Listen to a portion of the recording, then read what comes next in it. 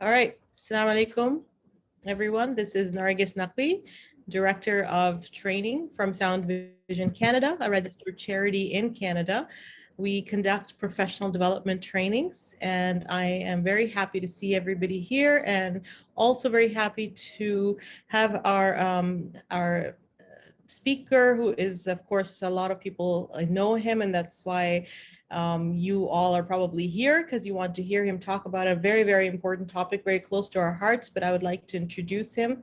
And inshallah, after I've introduced him and handed over the mic to him, I would like to urge that all of you use the Q&A on the bottom on the panel underneath the Zoom link for you to put in your questions. And if there's something pertinent, maybe in between we can ask. Otherwise, the Q&A is actually going to be after our 1 hour of conversation is over and our presentation is over, inshallah. So having said that, let me welcome Brother Dawud Walid. Sheikh Dawud Walid is currently the Executive Director of the Michigan chapter of the Council of American Islamic Relations, CARE Michigan, member of the Imams Council of Michigan. He's also the author of the books Fatuwah and Raising Males into Sacred Manhood, Blackness and Islam and Towards Sacred Activism, which is today's topic. Co-author of the books Centering Black Narrative, Black Muslim Nobles Among the Early Pious Muslims, and Centering Black Narrative, Ahl al-Bayt, Blackness and Africa, and author of the foreword in the book The Spirits of Black Folk, Sages Through the Ages, as well as essays in the 2012 book All-American, 45 American Men on Being Muslim, as well as the 2014 book Quran in Conversation. Please join me in welcoming Sheikh Dawud Walid. Thank you so much, Sheikh Dawud, for being here today. Thank you. Brothers and sisters in Islam, Assalamu alaikum. أعوذ بالله من الشيطان الرجيم بسم الله الرحمن الرحيم الحمد لله القائل إن الله وملائكته يصلون على النبي يا أيها الذين آمنوا صلوا عليه وسلموا تسليما وأفضل الصلاة وأتم التسليم على سيدنا ونبينا وأسواتنا محمد المصطفى وعلى آله الأصفياء وصحبه الأتقياء والتابعين لهم بخير وإحسان إلى يوم الجزاء. First of all, let me say it's a honor and a privilege to be here with you all this morning and through Sound Vision in Canada to have a discussion in terms of some of the content of my book, Towards Sacred Activism. And just to let you know that this book, Towards Sacred Activism, was written somewhat to be like a primer in which there's a whole course built out around the book. So normally how I've dealt with this and how it was designed is that this was like a small primer or textbook behind a 8-session class. So what we are going to try to do in this endeavor is to try to condense, let's say within an hour at least, what I would go over in no less than 6 hours, I'm going to try to speed through in an hour. So that's the first thing that I want to say in regards to this. And inshallah, we'll have some time for some Q&A in this discussion. Before jumping into the actual discussion, I would just like to problematize the conversation a little bit in terms of even why I wrote the book to begin with, and how I see the state of activism in the Muslim community and community organizing, and particularly around what is called or dubbed social justice activism. So let me problematize the conversation. I began to see about a decade ago, when I was in a cohort of a major university in the United States of America as a fellow, and there were fellow Muslims as a part of this fellowship of this major university. I'm not going to mention it, but you could do a quick Google search and find out which one it is. And what I began to see were a couple of things. Number one, that a lot of organizing and activism from Muslims was coming from the perspective of identity politics. Basically, Muslims trying to make Muslimness into firstly some sort of quasi-ethnic social political identity that was not firstly focused on Islam, Iman, Ihsan, as we know these terms from Hadith Jibril, alayhi salam, right? So this is the first thing that I saw in the Lisan al-Maqal and Lisan al-Hal, as this language Imam al-Shafi'i uses, rahmatullah alayh, of not only the speech of the word, but also the speech of the self or the state of the people. So I found this to be disturbing. And then number two, what I saw was a concerted effort to, and excuse me, I know there's Canadians on here. I know I see some fellow Americans on here as well. And I think some of this relates to Canada and the UK as well, in regards to my travels in Canada and the UK, and as well as I have Canadian family members in Alberta.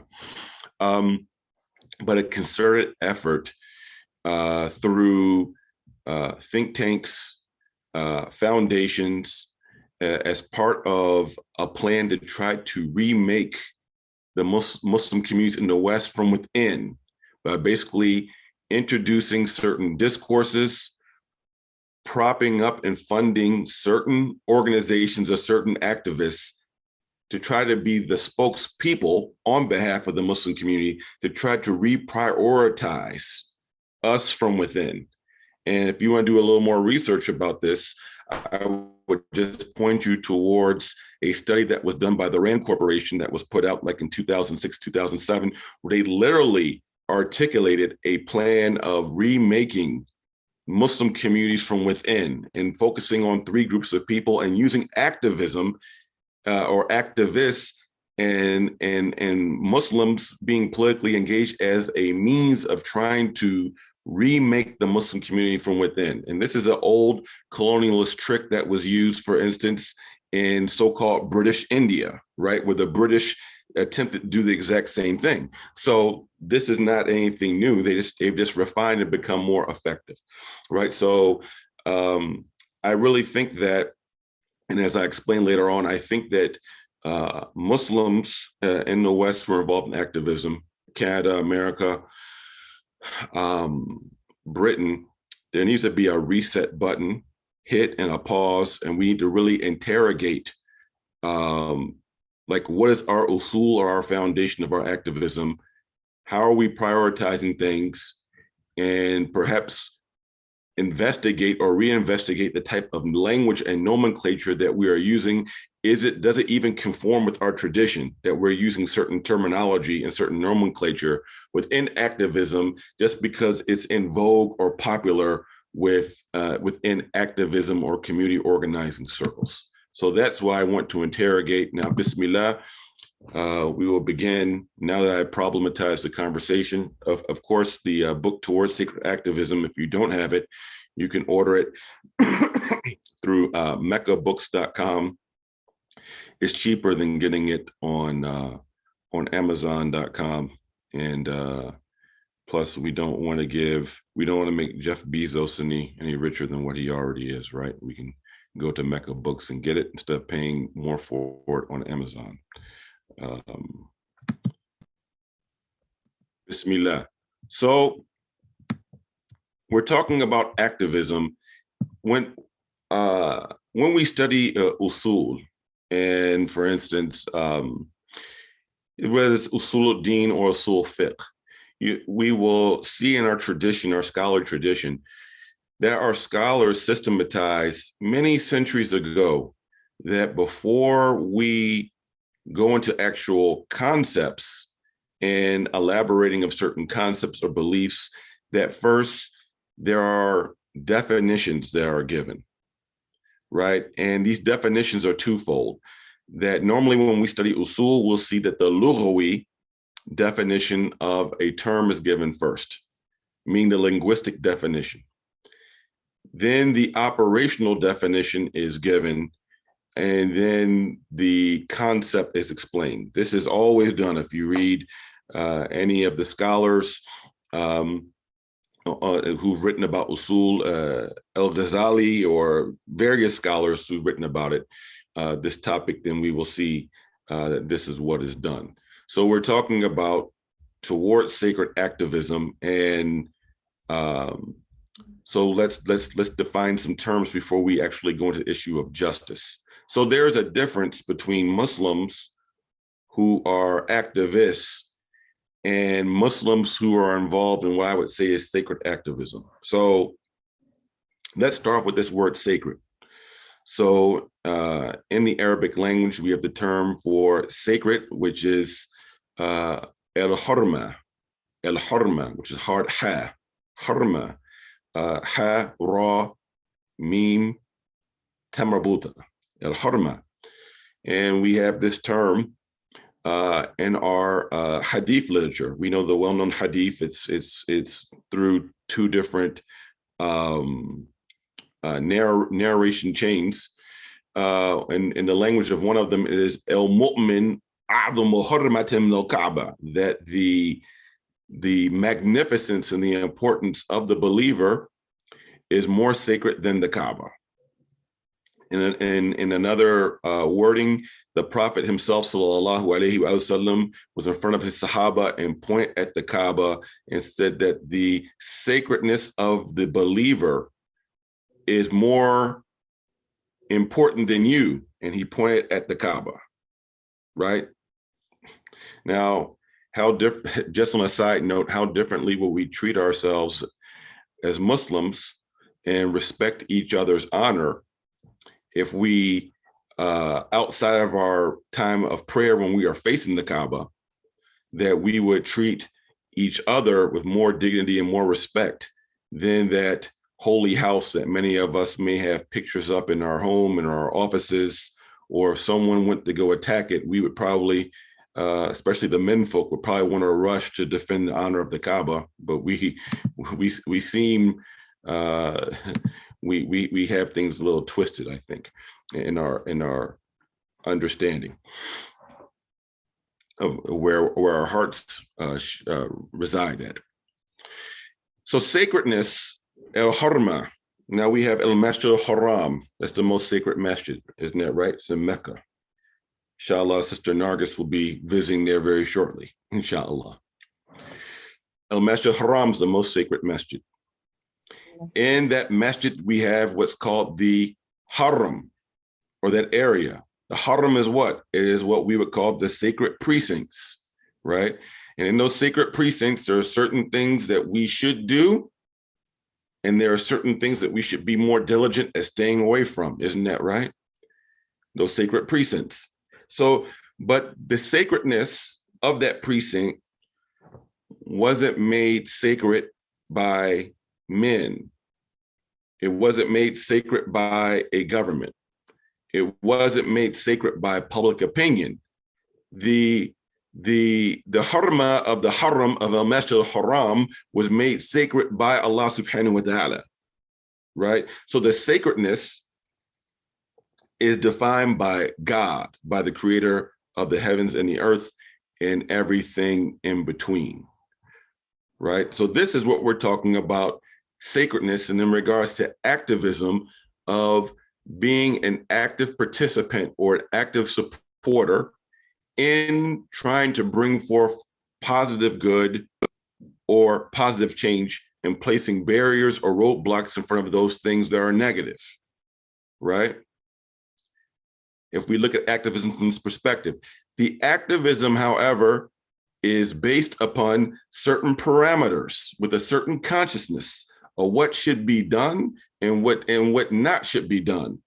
And that is not driven by democracy or public opinion polls or the winds of emotions. That this sacredness of these parameters was set by Allah subhanahu wa ta'ala, and also the sacredness through the words of the messenger al-Habib al-Mustafa Muhammad alayhi afdalu salatu wassalam, right? This is the focal point and of the intention and the parameters in regards to the activism, not just being Muslim by name, right? Again, Muslim is not a race. Muslim is not an ethnicity, right? Muslimness is not defined by one ethnicity or one set of socio-political considerations driven by nationalism, right? That's not what we're talking about here. Now, justice. We're talking about justice. Justice, and this term social justice, by the way, but we're talking about justice. Because we're all talking about justice. We want justice. We want to fight for social justice, for change. In the Arabic language and in the Quran, we have the term adl or adala. So adl, ain, dal, lam. El adala, alif, lam, ain, dal, alif, lam, tamabuta. Adala. From the Lugawi perspective of defining this term linguistically, or we could say shari'i, from the sacred law, the first way, and we've understood what the term justice is as taught by the sacred law. So we're talking about sacred, by the sacred law, by sharia, by the sacred law, is when things are operating in their proper places, or when things are put in their proper places, this is justice. And this relates back to one of al-Asma al-Husna, one of Allah Azza wa Jal's names is Al-Adl, right? Al-Adl subhanahu wa ta'ala.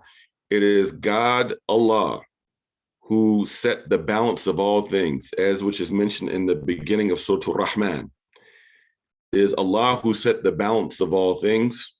It is Allah Azza wa Jal who put everything in their proper places as He intended them to function in.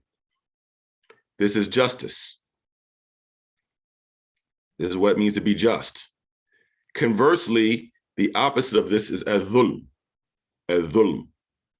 Adh-dhulm, or wrongdoing from the Shari'i perspective, is when something is taken outside of its proper place that Allah Azza wa Jal intended it to be in, right? When a thing is taken outside of its proper place that Allah Azza wa Jal intended to be in or to function in, this is adh-dhulm, this is wrongdoing. And when it comes to human beings, depriving people from their rights that Allah Azza wa Jal gave them, depriving them from that, this is what we would call oppression.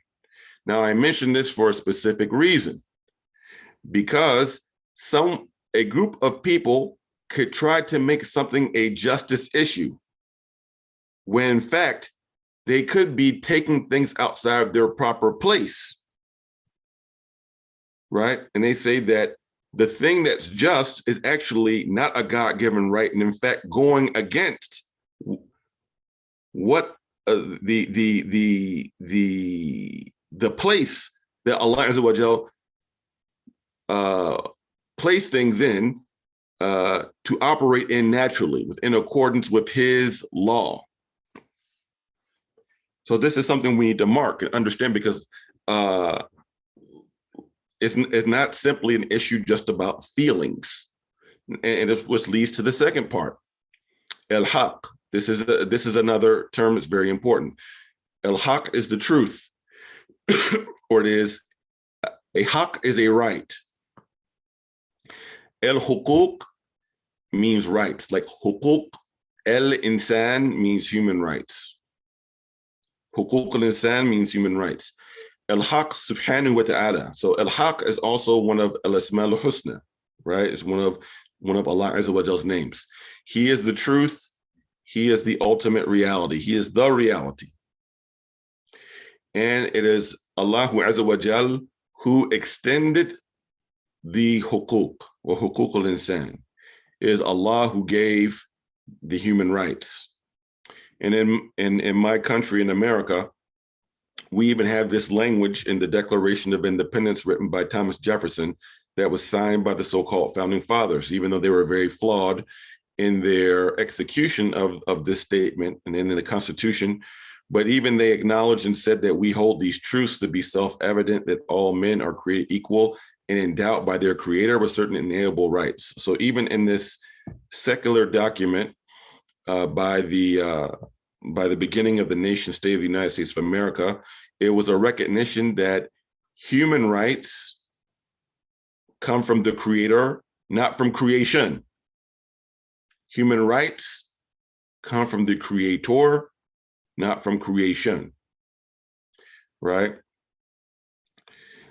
And we live in a time now, we have to be careful in our activism and community organizing, because we have what we are in now, what some call the era of post-truth, right? Postmodernism is the era of post-truth.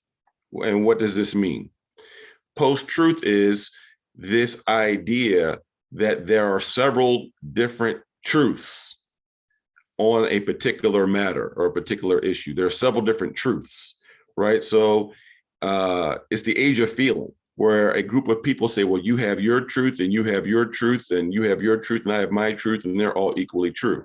Now, of course, we know that's not true, right? That's subjective. And we as Muslims believe in objective truth, or what is qati, right? We believe in objective truth. There are certain standards for objective truth. Everything is not objective.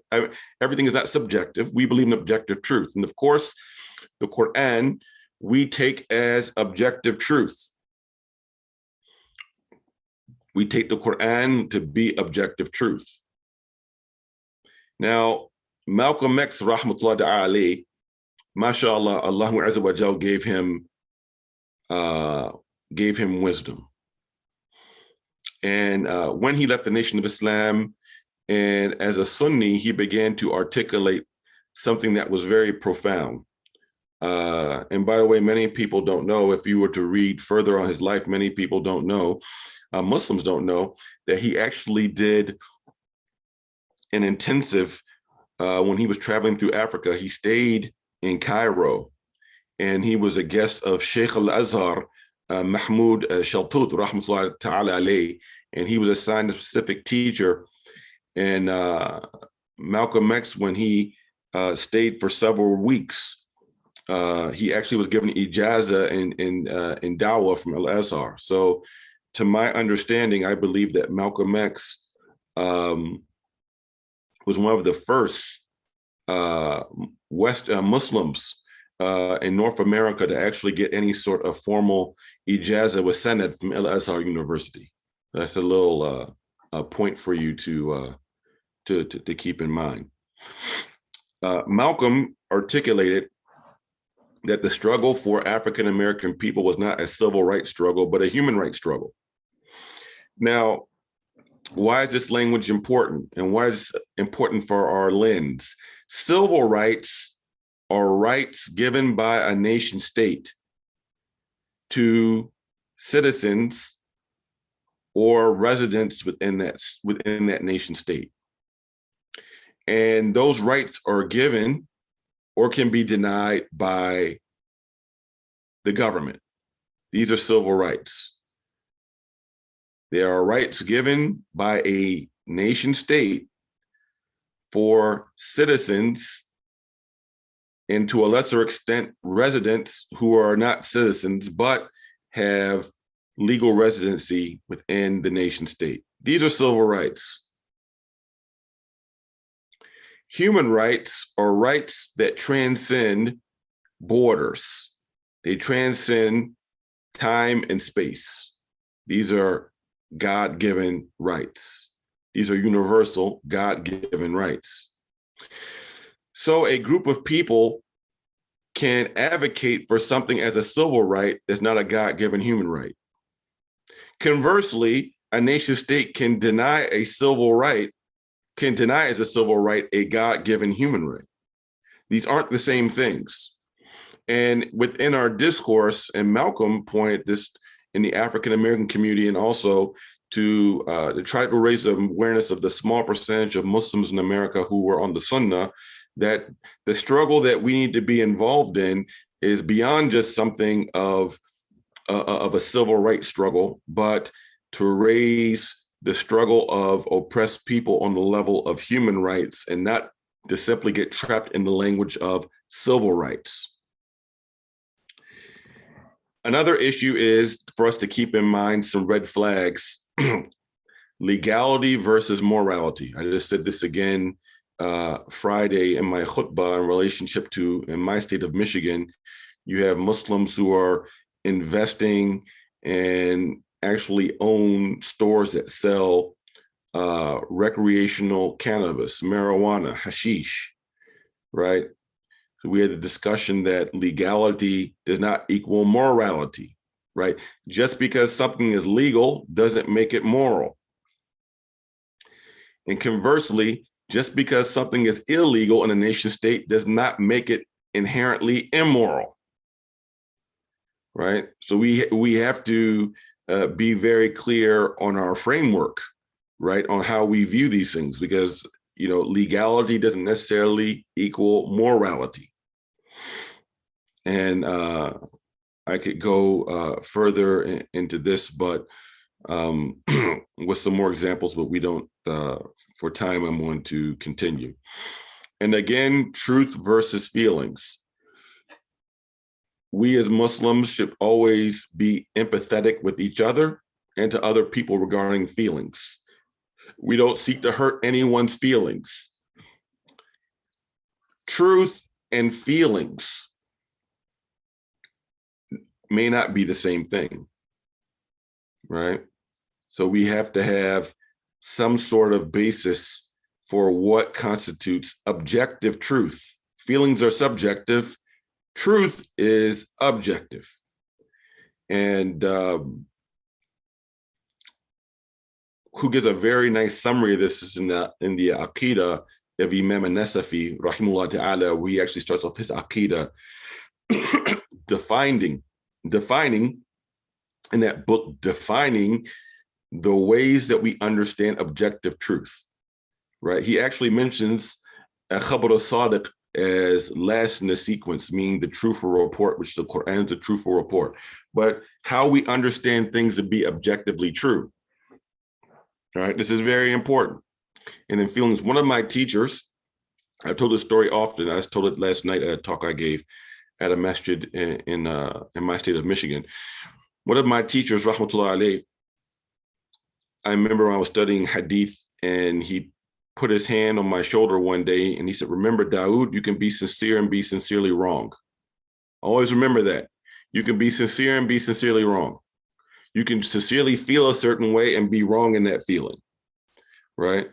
So sincerity is the baseline. Like, we should be sincere in our activism, in our community organizing, in our support for such endeavors, even if we're not on the front line, even if it's just like giving money for a cause, because everyone's not going to be on the front lines of organizing a march or organizing people around a particular issue, or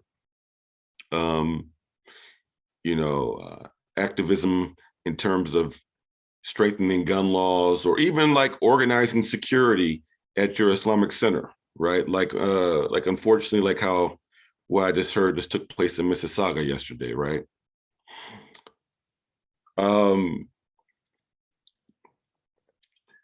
So, but we have to be clear on this particular issue of, sincerity being the baseline, but it's ilm.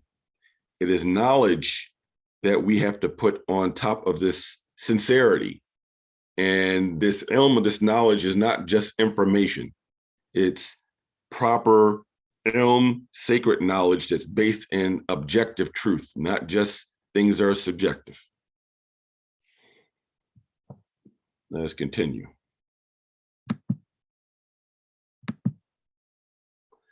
As we mentioned before, and there's a site for you, this is a definition for you to write in the Arabic language. But dhulm, injustice, again, is when a thing is put in other than its proper place. Keep this in mind. Injustice or wrongdoing is when a thing, and a shay is a thing that is created, right? Allah is not a creation. Laysa kamithlihi shay wa huwa as-sami'ul basir, right? Allah does not reside in a place or location. Injustice is when a thing is put in other than its proper place.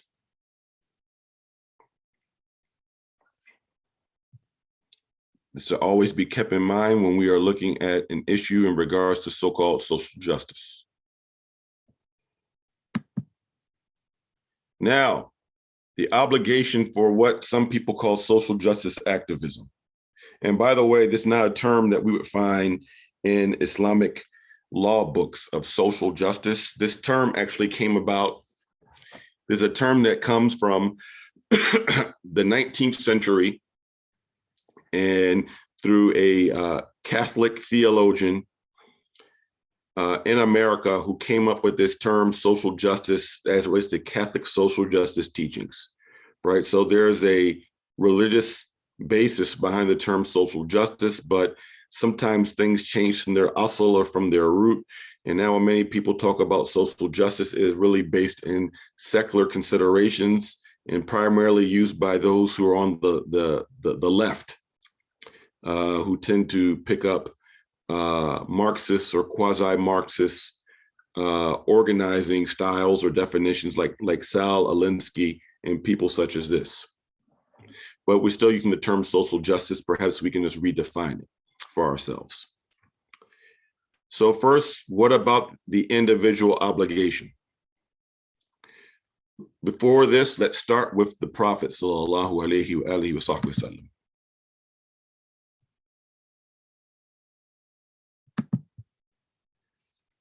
I see your question. I'll get to it. Thank you. We'll get to the questions in the sequence. So thank you.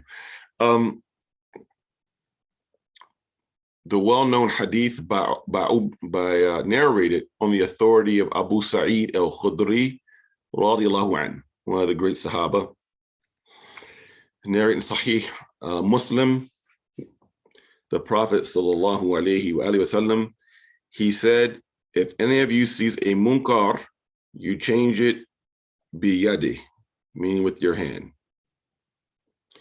If you're not able to do this, then resist it bilisani, meaning speak out against it. And if you are unable to do that, then resist it biqalbihi wa dhalika adaful iman, right? Resist it in your heart, but that's the weakest of faith. Now, the obligation for social justice activism individually as well as communally resides in the Islamic principle of al-amru bil ma'ruf wa nahy anil munkar, of enjoining good and forbidding evil. Now, what is this ma'ruf? What is good? Of the first definitions of al-ma'ruf, or good, relates to al-adl wa tayyib, that which is just when things are in their proper places, or returning things to their proper places that Allah intended them to be in, and at-tayyib, that which is wholesome, that which is good, that which is moral. And then al-munkar is the opposite of ma'ruf. That is what be dhulm wal khubth, right? It's the opposite. It would be that which is unjust when things are taken outside of their proper places. And then those things that are unwholesome, indecent, vulgar, lewd, and lascivious. That is what is munkar. So the Prophet sallallahu alaihi wasallam says, and if you see the munkar, change it biyadi. It means your hand if you are vested with or have the authority. And at the least, we are to enjoin the good and forbid the evil inside of our households. This is the minimum obligation that people have within inside of their families, especially if you're married and have kids, is to enjoin the good and forbid the evil inside of your home at the least, right? And save yourselves and your family from the fire. And if you're not able to do that, then speak out against it. And the primary obligation of this speaking out against it, or the first of those who have this obligation, are al-ulama'u wa du'at. It is those who are the scholars and those who are the callers to faith, or the preachers, have the primary responsibility within that speaking out against it bilisani. This means in the public. And then those who don't have the moral courage to do that, but just feel bad about in their heart, then that's the weakest form of faith. And one who doesn't feel bad about injustice or indecency at all and have normalized in their heart, then that means that that person has deficient iman. That means they're going through a spiritual crisis. May Allah subhanahu wa ta'ala protect us all from seeing the mahruf as munkar and from seeing the munkar as mahruf, as there is a prediction that was given in a hadith that has some weakness in the chain, but it says, Kayfa bikum ra'aytumul mahrufa munkara wa kayfa bikum ra'aytumul munkara mahrufa. How will you be when you see the good as bad, and how will you be when you see the evil as good? This is of the predictions of the final time when things are coming to its conclusion. Ibn Mufli al-Maqdisi al-Hanbali rahmatullahi alayhi, as this statement here, it says, enjoin the good and forbidding the evil. Al-amru bil ma'ruf wa huwa kulli ma umira bihi shar'a. Enjoin the good and forbidding the evil is what is commanded in the sacred law, right? With it. And forbidding evil, and it is what is prohibited in the sacred law. With it is a religious obligation upon every upon individual believers. It's what's known as fardun ayn. It's fardun ayn, meaning that we cannot define anything that's good that Allah Azza wa Jal said it is forbidden. And I want you to pay attention to this, where he said, first, the strongest command in the Quran is la taqrabu, like don't even approach, like with riba, for instance. Don't even approach it. Don't come close.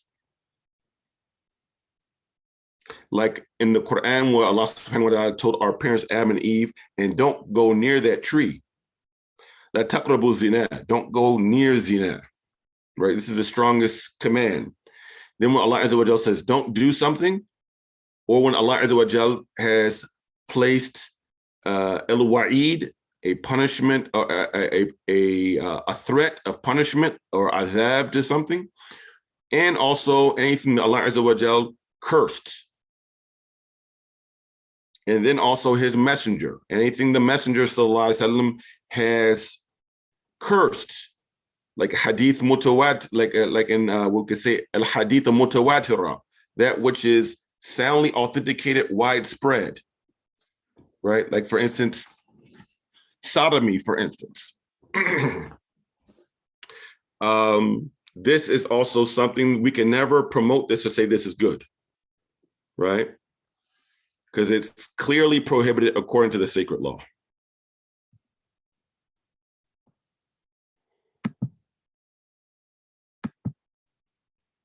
Bismillah. Ibn Taymiyyah and many others. I happen to quote Ahmed Zarruq al-Maliki, who's from Morocco. Rahmatullahi ta'ala. This is a common principle, because when we're talking about enjoying the good and forbidding the evil, there's prerequisites. See, everything that relates to the sacred law has prerequisites, right? Like when we're going to pray, there's prerequisites for our prayer, right? With there being a state of tahara for proper prayer, both making wudu or ghusl if necessary, and also our clothes have to be clean. Then we have to be able to pray in a clean place, or not pray in a place that is prohibited to make sujood, like in a bathroom or in a cemetery, right? And then facing towards the qibla, like there's certain conditions or shurut in order to have a valid salah, right? And then those things become obligations in order to fulfill that final obligation. Likewise, there are prerequisites in enjoying the good and forbidding the evil. And of the first and primary, as many scholars have mentioned, from Ibn Taymiyyah to Sidi Ahmed Zarruq, to two teachers away from Ibn Taymiyyah, Ibn Qudama al-Maqdisi al-Hanbali, they say that the first obligation is to learn sacred knowledge about the good and the evil, according to the Sharia.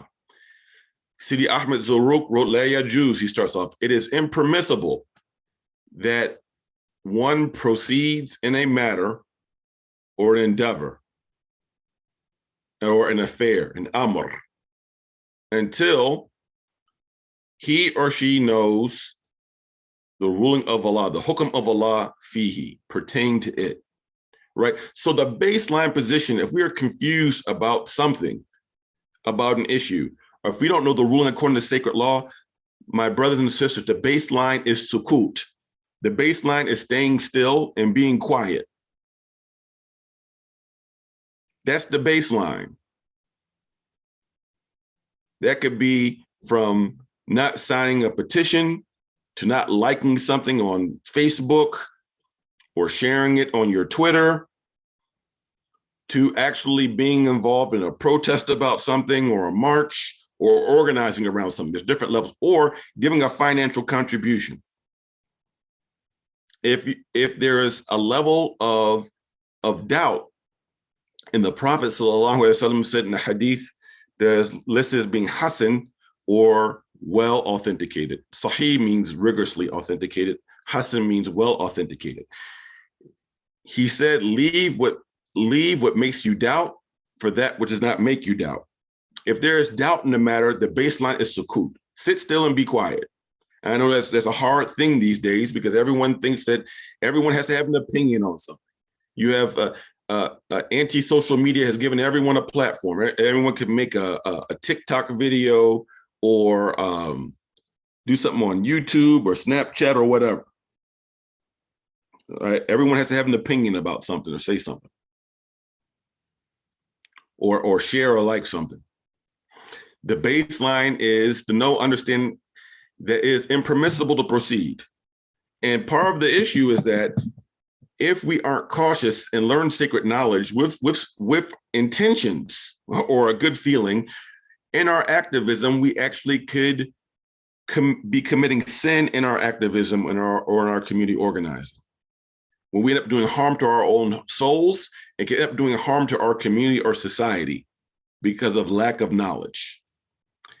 And Ali ibn Abi Talib, karamallahu ta'ala wajhu, he made the famous statement, adun aql khayrun min sadiqin ahmaq, that an intelligent adversary is better than an ignorant ally. An intelligent adversary is better than the ignorant ally. And you might say, well, how could that be? Because the intelligent adversary may at least be cautious in how they present things, whereas the ignorant ally or the ignorant friend who's closer to you can rush into something and actually do more harm to you and your cause through their ignorance.